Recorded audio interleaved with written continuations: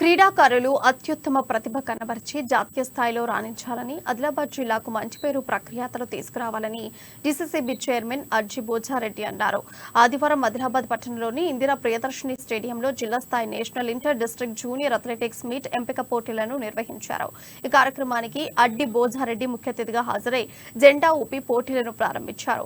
Under 14, 16 బాలబాలికల విభాగంలో నిర్వహించిన పోటీల్లో క్రీడాకారులు ఉత్సాహంగా పాల్గొన్నారు.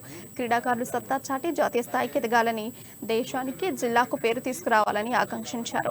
ఎంతో మంది ఆణిముత్యాలు జిల్లా నుండి క్రీడా రంగంలో తమ ప్రతిభను చాటుతున్నారని, ఉన్నతంగా ఎదుగుతున్నారని పేర్కొన్నారు. పేదరికం చదువుకు అడ్డం కాదు, పేదరికం స్పోర్ట్స్కు అడ్డం కాదు. ఏ భగవంతుడు అనేటోడు ఉన్నాడు, ఆ భగవంతుడు ఎక్కడికి వెళ్ళినా మనకు తోవ చూపెడతాడని చెప్పి మనం నమ్ముకొని మన జిల్లా వాసుల ముందుకు పోవాలని చెప్పి ఈ సందర్భంగా మనం వేస్తా ఉన్నాను. ఈ జిల్లా వాసులంగా చూస్తే ఉమ్మడి రాష్ట్రంలో కానీ, తెలంగాణ రాష్ట్రంలో కానీ వెనుకబడ్డ జిల్లా ఏది ఉన్నదంటే ఆసిఫాబాద్, ఆదిలాబాద్ అని చెప్పి చెప్పుకోవచ్చని చెప్పి సందర్భంగా మనం వేస్తా ఉన్నాను. ఈ రోజు మేము గర్వపడతా ఉన్నాం.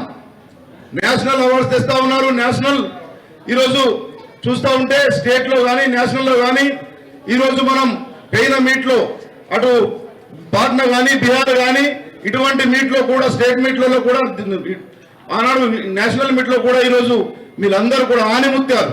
ఈరోజు ఆదిలాబాద్ లో అథ్లెటిక్స్ తో తయారవుతున్న ఆణిముత్యాలు.